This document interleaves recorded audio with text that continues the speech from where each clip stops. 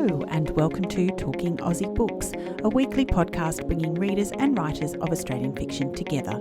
I'm Claudine Tinellis. As an avid reader and passionate advocate for Australian fiction, I make it my mission to spotlight local talent.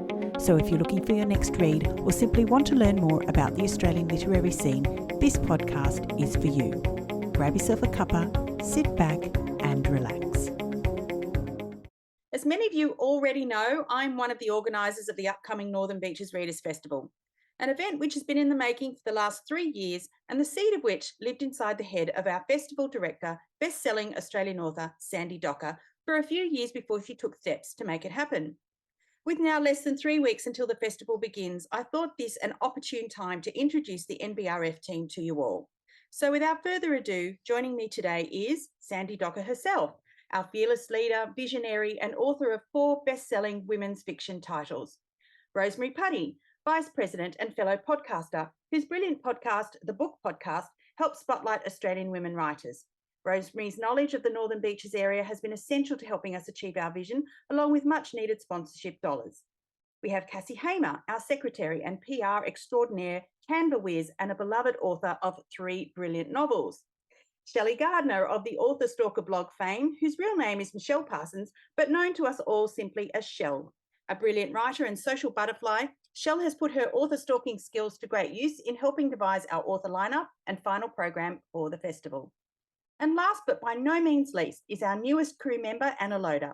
Many of you will already know of Anna as the owner of renowned Anna's Shop Around the Corner, which played host to countless book club meetings and author events during its heyday.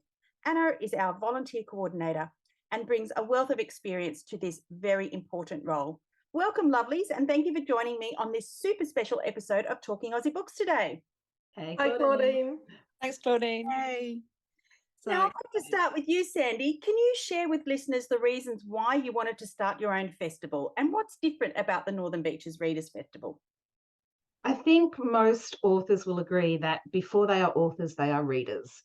And as a reader, I love to read the genres of women's fiction, historical fiction. I've started to get into crime, romance, those more general genres. And I was looking for ways to connect with the authors of those genres and looking at some of the other festivals around, and they weren't there. They weren't represented at these festivals. And so I had this crazy idea. I thought somebody needs to create a festival with all of the authors that I love to read.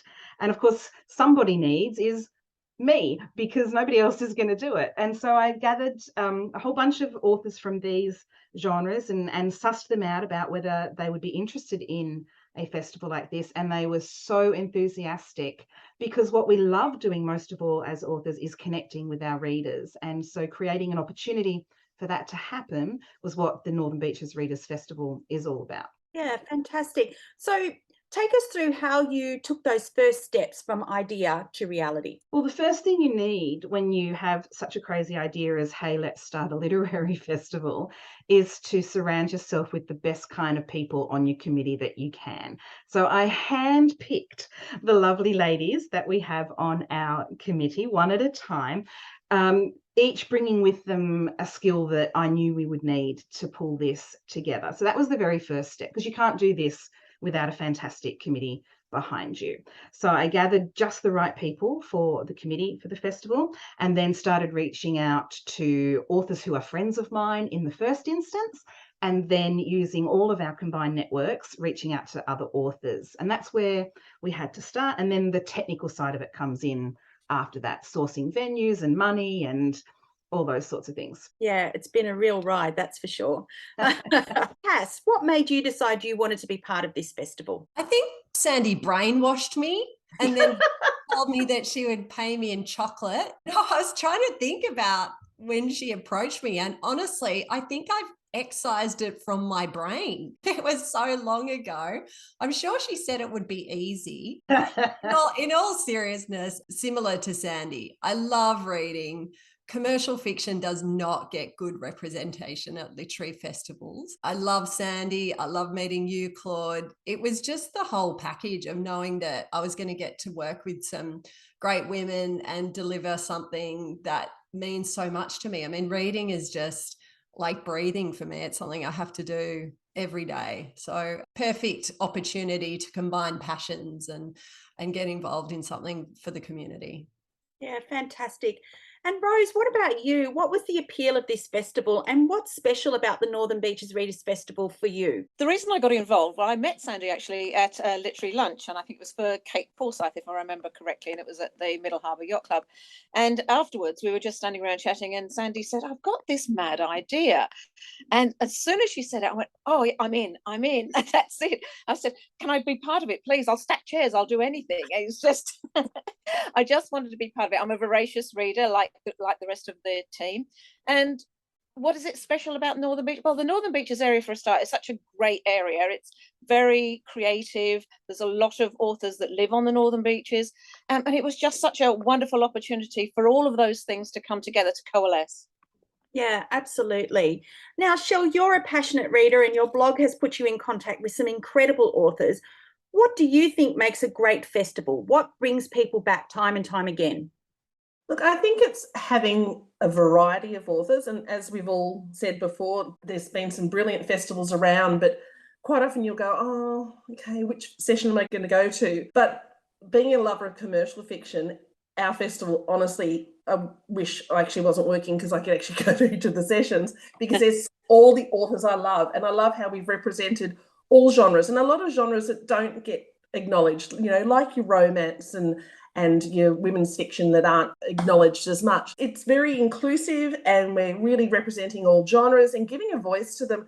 And just, as a stalker, God, what an opportunity to be able to connect so closely. It's such an intimate venue. We'll be rubbing shoulders with, all these fantastic authors whose books we've just devoured over the years. And yeah, I'm just thrilled to be part of it. And yeah, so grateful for Sandy for having the idea in the first place and bringing us on board. Yeah, I couldn't agree with you more. Anna, you've also met many of Australia's most renowned authors through your work at Anna's Shop at Cronulla. So I wanted to ask you, what was the attraction for you to become involved in the festival? Oh my God, the opportunity to work with the five of you. Goodness, Oh. this is like a dream come true. I'm a huge fan of all of yours. So it's a wonderful opportunity. And I hardly had all of the cool people that you've got coming along. You've got some crackers. You've got so many great people. Oh, it's going to be wonderful. I can't wait. Yeah, I must admit, I'm fangirling a bit myself. And like you, Shell, if I wasn't working, I'd be sitting in the audience and listening to all of the great stories that I have no doubt are going to be told during the course of the weekend. But talking about working, Sandy, you're appearing in a couple of panels for the festival, as well as interviewing beloved Australian author Judy Nunn in one of our headline events. Tell me how you're feeling about that. Quite nervous, to be perfectly honest with you. Yeah, Judy has, though, been absolutely delightful behind the scenes, and my interactions with her have just been so sweet. I've met her twice, I think, at her author events, me as a reader, and we're at the same publishing house, so I went through the appropriate channels at Penguin to get in contact with her, and she's just the most down-to-earth, sweet, funny woman. But I'm still really nervous about it because she's Judy Nunn. She is Elsa. She's an icon of the Australian entertainment world. So to be the one asking her the questions is quite daunting. I mean, I'll probably only have to ask her one question and then she will just talk for the rest of the time. But I do need to be prepared. So yeah, I'm quite daunted by the fact, even though I know she'll just be amazing and gorgeous.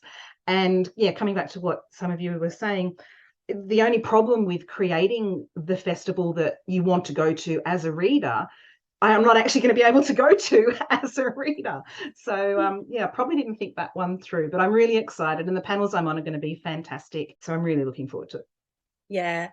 I have to say that as a general comment and, just giving listeners a bit of an insight into what's gone on behind the scenes, I think it's fair to say that all of our authors have just been so incredibly enthusiastic about being part of the festival and have just been so generous with their time. An absolute delight to deal with, don't you think? Absolutely. And I think that's testament to the need for a festival like this.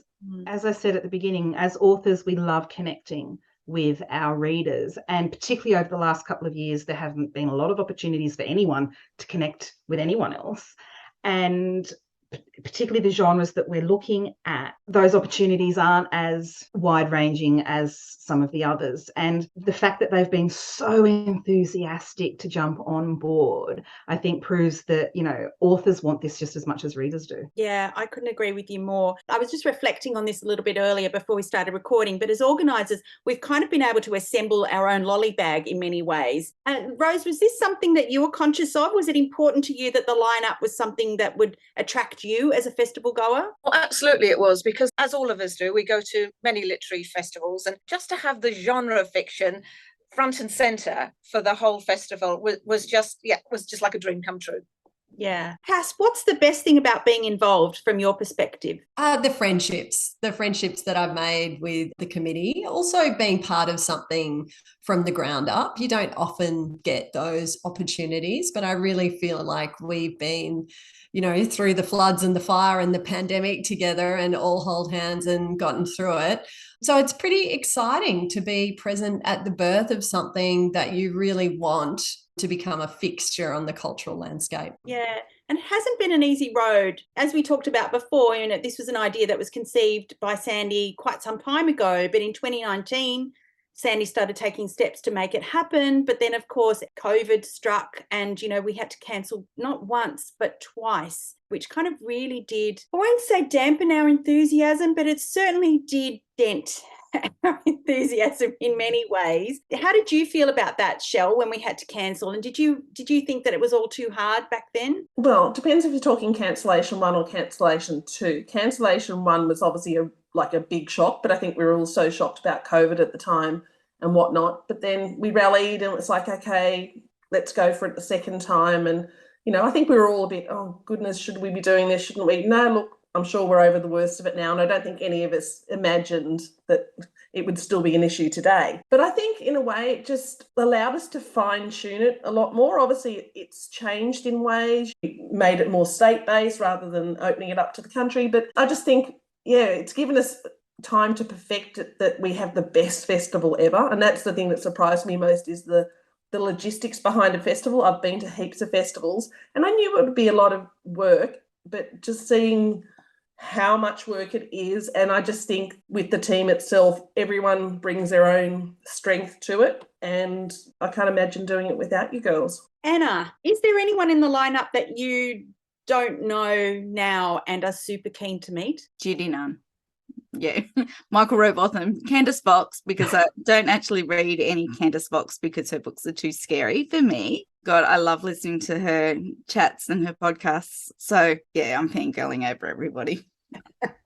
Shell, what about you? I mean, you've met, as I said before, you've met lots of fantastic Australian authors, but is there anyone in the lineup that you've been fangirling over? I'm just looking back through the list going, oh, where do I start? Because I have been really blessed with my stalking to meet so many people. But, you know, names like Carly Lane, who I see pop up on my feed, you know, Holly Wainwright, there's just so many people, Judy Nunn, but people that you see and you interact with, not Judy, I know Sandy has, but none of us have yet. But there's a lot of authors coming to the festival who I haven't met, but I've interacted with them online, and that sometimes you meet them and you feel like you actually have met them. And that was one of the funniest things I found with getting back to real life events, is you come up to people and they'll come up to you and they go, have we actually met in real life? Because we feel like we know them because, yeah, the situation over the last couple of years has thrust us all together and we've shared so many things in private chats and group chats. But just actually meeting people that I haven't yet will be fantastic. That was a bit of a long-winded answer. Sorry about that. Not at all. Cass, what about you? I'm really proud that we are bringing a romance panel to the festival. So that will be Penelope Janu, Annie Seaton and Carly Lane, one of the biggest selling genres in this country and one that never really gets to run at most writers' festivals. So that's going to be fantastic. I think it'll really surprise and challenge people. I think those who don't read romance have a bit of a fixed idea of what it's about. And having been to a couple of the romance writers conferences, I can tell you it's not what you expect. And these women are some of the most progressive writers that you're ever going to meet. So I'm really excited for that. I do think the panel Aussie Blockbuster Writing with Michael Robotham and Candice Fox is going to be a hoot, because Candice can be quite wild and Michael's much more a conservative sort of guy. So I think they're going to riff off each other pretty well, and both brilliant writers. So I think in some ways, there's some authors coming to the festival who I've never read, but can't wait to listen to and discover their books. Yeah, fantastic. Rose, what session are you most looking forward to? Well, actually, as with my podcast, I only interviewed Australian women writers. So the one I'm really looking forward to is the one with Tim Aliff, Chris Hammer, and Ben Stevenson. And I know Ben Stevenson is also a comedian. So I just think those three together are just going to be the most fantastic session. And I think it'll be so entertaining. I think you're absolutely right. I think that will be incredibly entertaining. And I'm also incredibly nervous because I'm so not funny at all. So so I'm a little bit nervous about how I'm going to manage that one, but I guess it'll be just watch this space. Yes, absolutely. I think it's going to be great fun. Sandy, could you share with us what's been the most surprising experience you've had whilst in organising mode? I think it is probably how resilient we all are and how resilient we've had to be. And that's both us as a committee and also the authors that, have had books come out in the middle of the pandemic, which has obviously affected our situation. And they're still, dusting off and pulling their socks up and so enthusiastically embracing something like this. So I think it's that resilience of the writing community as a whole probably that has surprised me. And it shouldn't surprise me because, most writers that I have met over the years have just, gorgeous people. And to become a writer, you need resilience to begin with, the amount of rejections that you face on the journey to becoming published. So it shouldn't be surprising. But I think that's probably the thing that has surprised me the most. And that at no point did anyone go too hard, put it away. Now, anyone can jump in with an answer to this one, but I wanted to ask, has anyone been surprised by the response to the festival? Been delighted. I don't know about surprised, but I've been delighted. The local businesses in Avalon and Newport and the north of the Northern Beaches have just been so supportive. Every time we've talked to them, they've been so enthusiastic about the whole idea of a festival. I haven't been surprised because that's why I came up with the idea in the first place, because I figured there must be readers out there just like me who want a festival just like this. That doesn't mean I haven't been nervous about it, because you never know until you try these things. We are an untried entity. So I haven't been surprised by it, but I was very nervous about it. Shell, why do you think people should think about coming along to the festival? I think it's going to be fantastic. And key thing I really think is we really need to get behind some of these smaller festivals. Some of the smaller festivals I've been to over the years, there was a tiny one out at St Albans for a couple of years. There was Storyfest. They were great, and we need to get behind them and make sure they continue, because it allows us to sort of get access to authors that aren't often asked to attend festivals.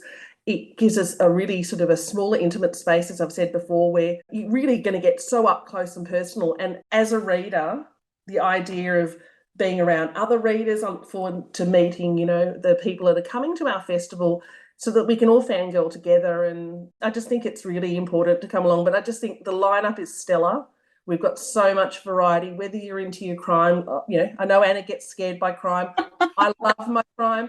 But I love my women's fiction. I love my historical fiction. And I'm really also excited because we've got a panel of new voices, and giving new authors a chance to get out there and connect with their readers and share their work is so important. So, yeah, come along. It's going to be so much fun. I think in the last few weeks, I've really begun to think about how special and how privileged we are to be able to do this, to be able to connect readers and writers in the way that we're endeavouring to do for this festival. And it really does make me feel incredibly proud of each one of you, but I'm proud of what we've been able to achieve together. It really and truly is something special. And to remain friends, remain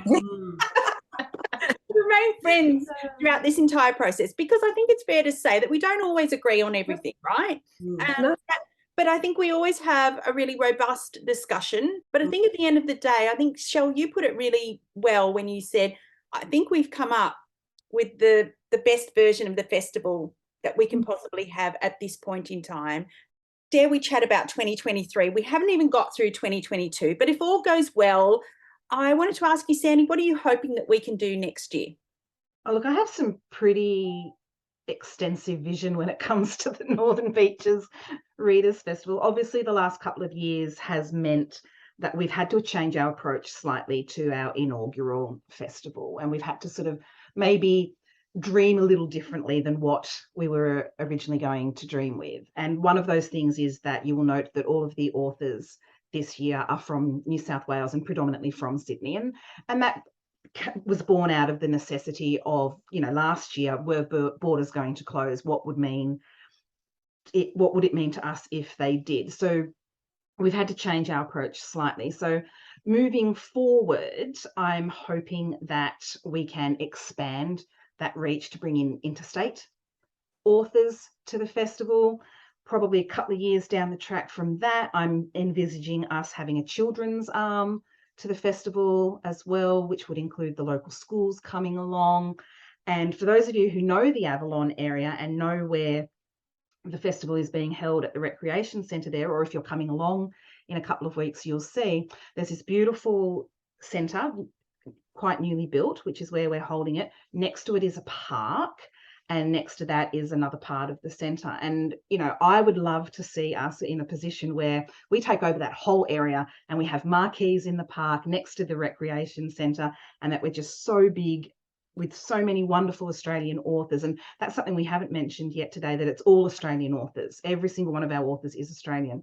To take over that whole area up there for a massive festival, that's my ultimate dream. Fantastic. Just a reminder to anyone listening that you need to pre-book your tickets. You can jump online to our nbrf.com.au. It's really easy. Grab your friends. I live in Barara, which is north of Hornsby, which a lot of people think is a million miles away from everything. But seriously, Avalon is not that far away, no matter where you're coming from. And I promise you, it's going to be worth the ride. And, if you don't want to go back and forth in your car each day, book into one of the fantastic boutique accommodations in the area. That's what we're all doing. And it just make a weekend of it. I mean, there's beautiful restaurants and cafes and gorgeous little shops. You've got one of the best beaches around. Make a weekend of it. Grab your girlfriends, grab your husbands, and have fun. Come see us. Fantastic. Yeah, I'd like to thank you all for coming on this crazy ride with me, for being foolish enough to join me on this ride. As I said at the beginning, you can't pull something like this off without an amazing team behind the scenes. And, the five of you are just some of the most intelligent, passionate, caring, and you are funny, even though you say you're not, Claude, humorous women to do this with. And I feel incredibly blessed to have you in my lives. Back at you. Lovely. So Yeah, we'll be all old in the nursing home one day going, remember back in the Yeah, when Sandy will conned us into doing all this work. no way we'll be boasting to grandkids about how we were part of it when it was first starting out. I want to go on record as saying it's been an absolute pleasure to work with you all to make this event a reality. Listeners, as Michelle said, if you're thinking about coming along, don't delay, as some of the sessions are already sold out. Head over to our website at www.nbrf.com.au to download the program and buy your tickets. We hope to see you there. Ladies, thank you for joining me on this very special edition of Talking Aussie Books today. Thanks, Claude. Yay, thank you. That's a wrap, folks. If you enjoyed this podcast episode, please drop me a line via my webpage at claudinetinellis.com, via Instagram, Facebook or Twitter. Alternatively, consider leaving a review on Apple Podcasts, Spotify or Google Podcasts.